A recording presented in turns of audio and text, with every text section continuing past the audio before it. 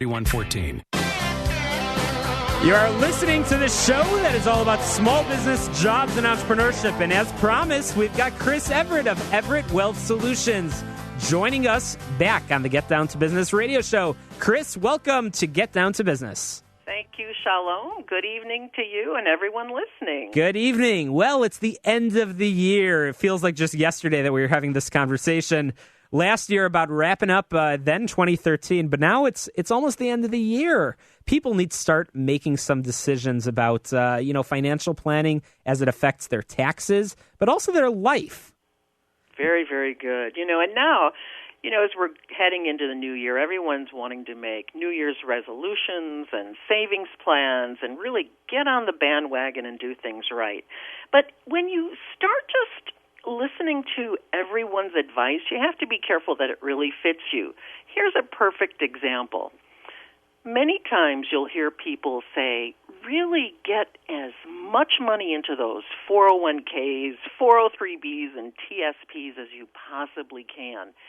And it's a great idea to save, but I think you should step back and work with a fiduciary fee-based financial planner who can help you look at the balance of your saving containers, because it's really a great idea to put money away for retirement. But should it all be in pre-tax containers, right, like a traditional 401k? Mm-hmm. Perhaps you could consider putting some money into a Roth 401k or a Roth IRA if you don't have a 401k at work. Well, a different kind of New Year's resolution to do things a little bit differently. We actually have a call for you, Chris, from Michelle from Skokie. I believe Michelle has a question about end of the year tax planning and financial planning. We're on with Michelle. Welcome to Get Down to Business. Hi, Michelle. Thank you very much for welcoming to the show. Michelle, what's your question?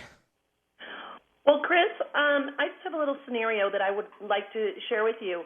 I have one son who graduated college last year, so we put him through school. He's number 3, has gone through college, and we have number 4 in college. The number 3 grad. I heard number 3 grad. Right. Can you hear me? Now, go ahead again, please. I heard that number 3 graduated, and then what happened? Okay, now we have number 4 in college at a $40,000 a year school, and we have number 5 who wants to go to college and medical school.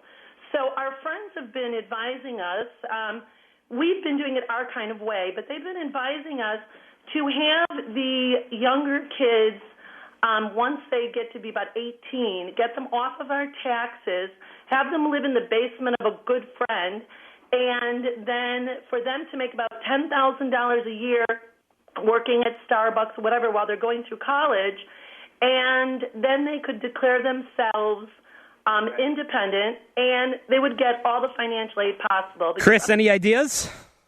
Well, I have to tell you that. Any ideas on that? Is that the way we should? Because right now we've been paying full boat.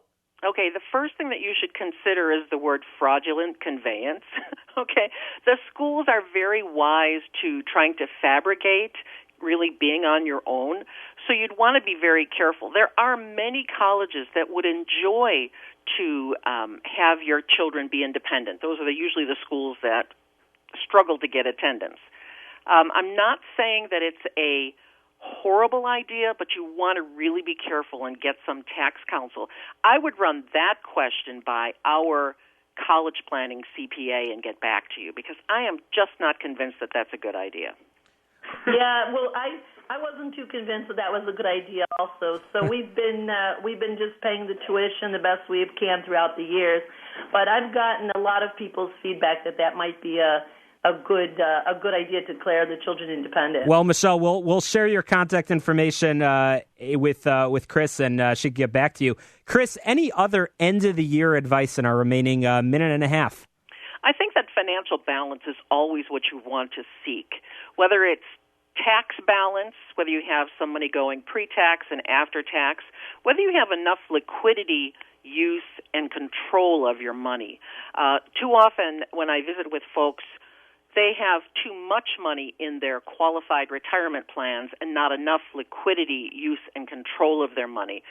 So especially younger couples can get into trouble just really piling money into a 401k and then using credit cards on the outside. So you really want to be careful to find financial balance all the way through. Financial balance is so important, and that should be your New Year's resolution as you go into 2015. And Chris, I know we'll be talking to you a lot over the coming weeks as we hopefully provide a lot of great advice for small business owners, but also moms and dads that are having to make some difficult decisions, and you've got all the right advice. So, Chris, how can people get a hold of you? 708-771-7777, or visit our website at everettwealthsolutions.com. And your office is in Forest Park, and once again, that phone number is 708-771-7777, and I really encourage folks like Michelle and many of our other listeners that are out there that are asking those questions about college planning, about financial planning, not to make a rash, quick decision, but to talk to an expert like Chris Everett of Everett Wealth Solutions. Call Chris at 708-771-7777 or visit the website at everettwealthsolutions.com. Chris, we'll talk to you again in a few weeks. After the break, we're talking with Gary Miller, who has a new book out there, Go to War Against Fear and Doubt. We're going to be talking all about it with Gary in just a few moments. You're listening to Get Down to Business.